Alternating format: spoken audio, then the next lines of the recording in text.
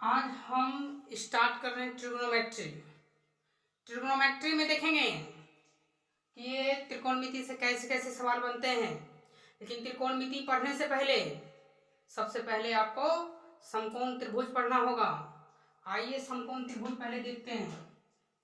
समकोण त्रिभुज जिसको राइट एंगल ट्रायंगल कहते हैं, समकोण त्रिभुज। ये तो सबको पता होगा कि वैसा त्रिभुज जिसका एक कोण मात्र एक कोण 90 डिग्री हो उसको समकोण त्रिभुज कहते हैं। समकोण त्रिभुज, ये हो गया समकोण त्रिभुज। अब इस समकोण त्रिभुज में जो सबसे एक महत्वपूर्ण नियम है वो आज हम आपको बताने जा रहे हैं। और इसमें जो लगता है वो तो लगता है पाइथागोरस प्रमेय। पाइथागोरस प्रमेय जिसमें आप जानते होंगे कि इसको कर्ण कहते हैं, इसमें तो बताने की कोई जरूरत नहीं। इसको लंब कहते हैं और इसको आधार कहते हैं। इसको कर्ण, इसको लंब, इसको आधार कहते हैं। ये दोनों इंटरचेंज हो सकता है कि लंब की जगह पे आधार, आधार की जगह पे लंब हो सकता है, लेकिन कर्ण हमेशा फिक्स रहता है। तो ये सब बातें आपको पता है। लेकिन अब जो यहाँ के बाद बताने जा रहे हैं इसको आप तनिक भी स्किप नहीं कीजिएगा। आप देख पाइएगा, समझ पाइएगा कि आपने इस वीडियो में बहुत कुछ सीखा है। आइए अब हम इसमें बताते हैं कि क्या होता है। तो आप जानते होंगे पाइथागोरस प्रमेय से क्या होता है, कर्ण स्क्वायर बराबर लंब स्क्वायर प्लस आधार स्क्वायर।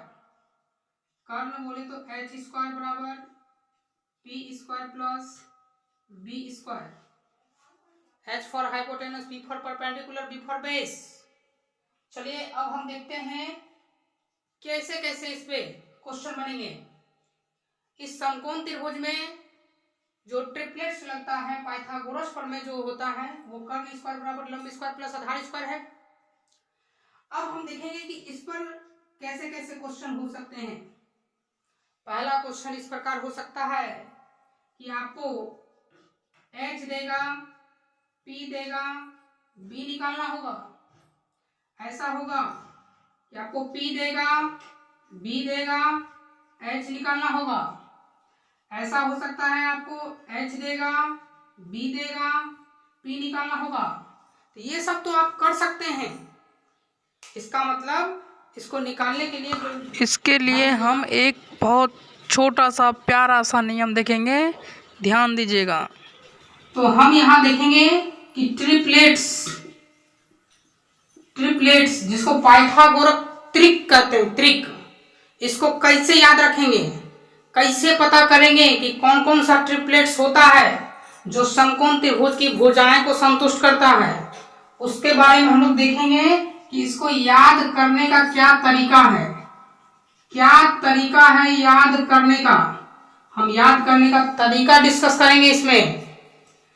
ये तो सभी लोग जानते होंगे, यदि दो भुजा दी गई हो, यदि दो भुजा दी गई हो तो तीसरी भुजा कैसे निकालेंगे, तीसरी भुजा कैसे पता करेंगे। तो तीसरी भुजा पता चल जाता है, चल जाएगा। यदि दो भुजा दी गई हो तो तीसरी भुजा आप आसानी से निकाल सकते हैं। लेकिन हम आपको अभी जो बताएंगे यह शायद अभी तक आप नहीं जानते होंगे, बहुत ही महत्वपूर्ण है कि यदि किसी समकोण त्रिभुज की एक भुजा दी गई हो, एक भुजा दी गई हो तो कैसे निकालेंगे, कैसे पता करेंगे कि और भुजाएं कौन कौन सी होगी। यह बहुत महत्वपूर्ण होगा, बस आप स्किप नहीं कीजिएगा। जो भी तैयारी कर रहे हैं उनको ये बहुत ज्यादा हेल्पफुल करेगा। आप इसको देखिए, आज तक उम्मीद करते हैं कि आपने ऐसा नहीं सीखा होगा। आप कंटिन्यू 15 मिनट तक आप बने रहें हमसे, बहुत आनंद आएगा। ये बातें तो सभी लोग जानते हैं, लेकिन यदि एक भुजा दी गई हो तो कैसे त्रिभुज, समकोण त्रिभुज की अन्य भुजा को निकालेंगे, इसके लिए हम तरीका सीखेंगे। आइए हम बारी बारी से तरीका सीखते हैं। यदि सबसे छोटी भुजा दी गई हो, यदि सबसे छोटी भुजा ज्ञात है, छोटी भुजा ज्ञात है, तो बाकी भुजा कैसे निकालेंगे, इसको हमें दो प्रकार से है। आप दोनों प्रकार को ध्यान से सीखेगा। 100% में से 95% इस पे बन जाएगा, 5% थोड़ा सा अलग होगा। 100 में से 95% आपका सवाल इस पे बनेगा, 5% थोड़ा सा अलग हो जाएगा। इस ट्रिपलेट्स को आप ध्यान में रख करके ज्योमेट्री, मेंसुरेशन, ट्रिग्नोमेट्री तीनों को सॉल्व कर सकते हैं, और भी कहीं कहीं उपयोग होता है। आइए हम देखते हैं कैसे होता है। इसको हमने दो प्रकार से बांटा है। यदि आपको सबसे छोटी भुजा दी गई हो तो पहला रूल है ऑड का, और दूसरा रूल है इवन वाला।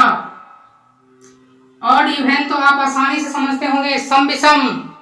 ऑड बोले तो विषम और इवन बोले तो सम।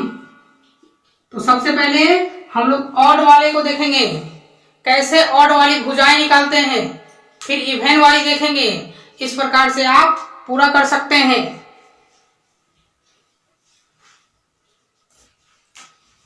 देखिए हमने यहां बना दिया एक समकोण त्रिभुज।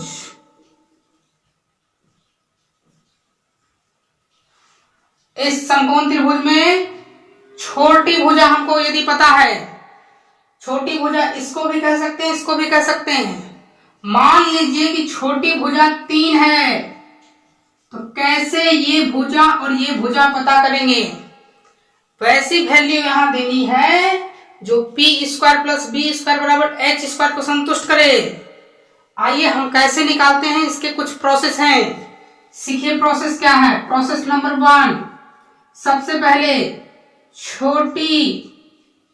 छोटी भुजा का वर्ग कर देना है, स्क्वायर कर देना है, स्क्वायर ऑफ स्मॉलेस्ट साइड। दूसरा, उसके बाद उस संख्या को भाग दे देना है। कितना से देना है? 2 से। भाग देने के बाद क्या आता है, ध्यान दीजिए। सबसे छोटी भुजा कौन है? 3। इवन ऑड वाला बता रहा हूं। सबसे छोटी भुजा 3, तो छोटी भुजा का क्या करेंगे? वर्ग। 3 का वर्ग 9, 9 का कर दीजिए आधा, 9 का आधा होगा 4.5। तो आपको इसमें पूर्ण संख्या लेना है। पूर्ण संख्या कौन है? 4। यहां 4, जस्ट इसके बाद वाला 5। देखिए 3, 4, 5 ट्रिपलेट होता है। जो लोग जानते होंगे इसके बारे में उनको पता चल गया होगा कि हाँ 3, 4, 5 ट्रिपलेट है। कैसे? 3 की स्क्वायर 9, 4 की स्क्वायर 16, 16, 9, 25, जो 5 के स्क्वायर के बराबर होता है। आइए दूसरा देखते हैं।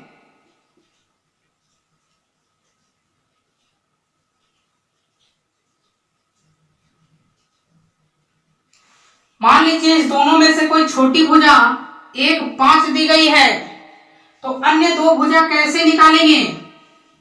आपको मैंने सिंपल सा तरीका बताया है। छोड़ दीजिए सब नियम वगैरह। क्या बताया मैंने आपको? इस छोटी भुजा का स्क्वायर कीजिए।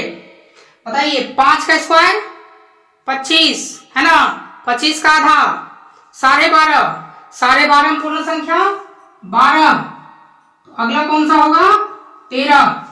5, 12, 13 यह ट्रिपलेट है। उम्मीद करते हैं समझ में आ रहा होगा। चलिए तीसरा प्रश्न देखते हैं।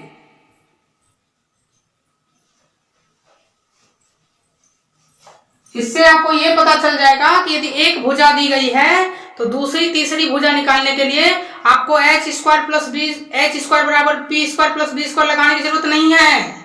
बिना फॉर्मूला लगाए आप निकाल सकते हैं। मान लीजिए यदि सबसे छोटी भुजा 7 सेंटीमीटर दी गई है, या 7 लिखिए सिर्फ अभी। तो तरीका मैंने क्या बताया, 7 का स्क्वायर कीजिए, कितना 49, 49 का आधा 24.5, 24 में से लेंगे सिर्फ 24, 24.5 में से कितना लेंगे 24, जस्ट एक बढ़ा देंगे 25। समझ में आया? फिर से देखिए, सबसे पहले छोटी भुजा का स्क्वायर करते हैं 49, अब इसका करेंगे आधा 24.5, 24.5 में पूर्ण संख्या 24, तो दूसरी छोटी भुजा 24, तो कर्ण जो है इससे बड़ा होगा, एक बढ़ा देंगे सिर्फ एक, कितना हो गया 25। ये ट्रिपलेट है। आइए एक प्रश्न और देते हैं, आप इसका आंसर दीजिए। मान लीजिए यदि यह भुजा 9 सेंटीमीटर है, तो आपको इस भुजा और इस भुजा का मान ज्ञात करना है। कोशिश कीजिए, कोशिश करने से ही सभी काम आसान होंगे, इसलिए कोशिश कीजिए, करते रहिए, जरूर कुछ होगा। आपको एक भुजा 9 दी गई है, तो 2 भुजाएं निकालनी है, कैसे पता होगा? मैंने कहा कि 9 का स्क्वायर कीजिए, 9 का स्क्वायर बताइए कितना होगा 81, बिल्कुल सही पकड़ा। 81 का आधा 40.5, कितना होगा 81 का आधा 40.5, इसमें आप पूर्ण संख्या लीजिए, कितना 40, तो अगला क्या होगा 41। उम्मीद करते होंगे बुझा रहा होगा। चलिए अगला प्रश्न फिर से लिखिए। जब तक आप सीखेंगे नहीं तब तक ये चलती रहेगी। पहले ऑड वाले सीखिए, फिर इवन वाले सीखेंगे। अब अगला लिखते हैं 11। यदि एक छोटी भुजा 11 सेंटीमीटर का हो, छोटी भुजा आप इसको भी मान सकते हैं, इसको भी मान सकते हैं, तो अन्य 2 भुजा कैसे ज्ञात करें? देखिए हम एक भुजा से 2 भुजा पता करना सिखा रहे हैं, छोटी मोटी बात नहीं है, बहुत बड़ी बात है। ये 11 है कि 2 कैसे ज्ञात करेंगे? सबसे छोटी भुजा 11 है तो 11 का स्क्वायर 121, 121 का आधा 2 छक 12, 0.5 है कि नहीं? तो कितना आ गया 60। तो अगला जस्ट क्या देंगे 61, इससे एक ज्यादा। चलिए अगला प्रश्न आपके लिए रहा, आप इसका क्वेश्चन कमेंट कीजिए। यदि यह 13 है तो ये अन्य 2 भुजा बताइए जल्दी से।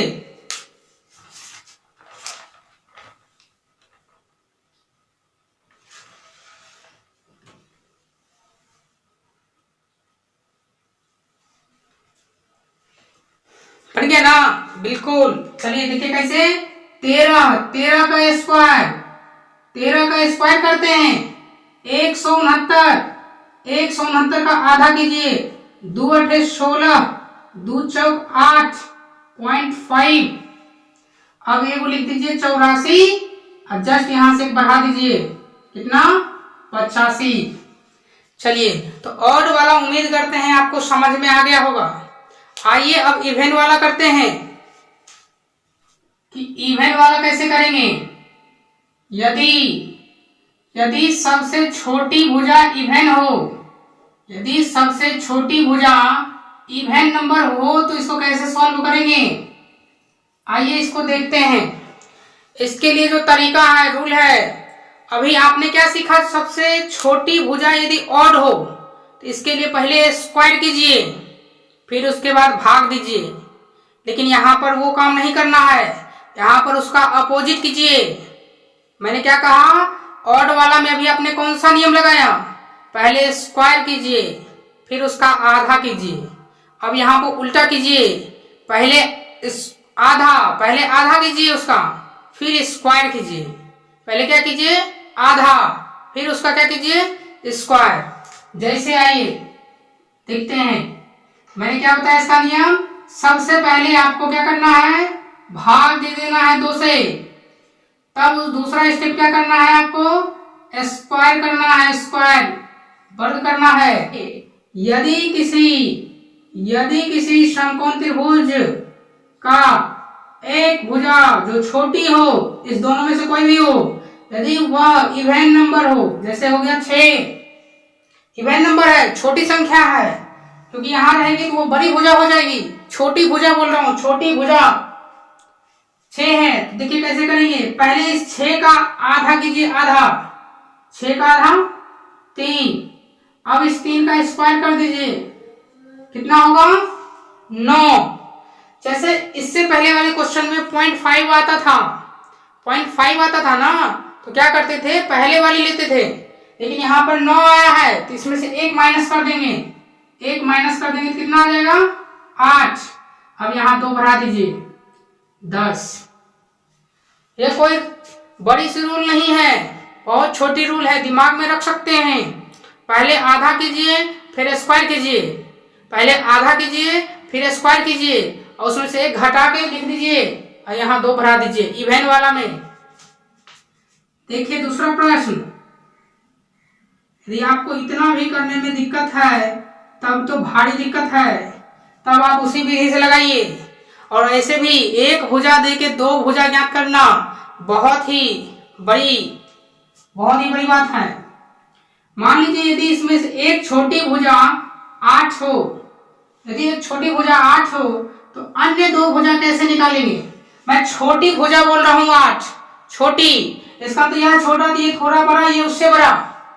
कैसे निकालेंगे, पहले 8 का आधा कीजिए 4, मौखिक कीजिए, 8 का आधा 4, 4 का स्क्वायर 16, 1 कम कीजिए 15, अब यहां 2 बढ़ा दीजिए 17, है ना। आइए तीसरा प्रश्न देखते हैं।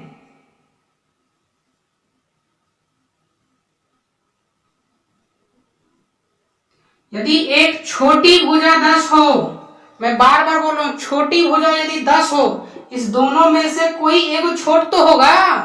यदि यह छोट है तो ये उससे बड़ा होगा, ये उससे बड़ा होगा। यदि छोटी भुजा 10 सेंटीमीटर हो तो अन्य 2 भुजा कैसे ज्ञात करेंगे। आप वीडियो देखते देखते ही आंसर दे देंगे। 10 का आधा 5, 5 का स्क्वायर 25, 25 में से 1 कम कर देंगे 24, 24, तो यहाँ 2 बढ़ा दीजिए 26, यहाँ 2 बढ़ाना है इवन की कंडीशन में।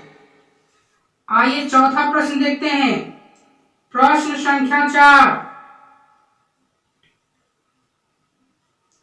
यदि छोटी भुजा 12 हो, यदि इस दोनों में से छोटी भुजा 12 हो तो अन्य 2 भुजाएं कैसे ज्ञात करेंगे।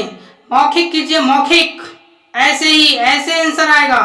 देखिए कैसे, 12, 12 का आधा 6, 12 का आधा 6, 6 का स्क्वायर 36, 36, 36 में से कम कीजिए 35, 35, 2 बढ़ा दीजिए 37। उम्मीद करते होंगे आपको समझ में आ रहा होगा।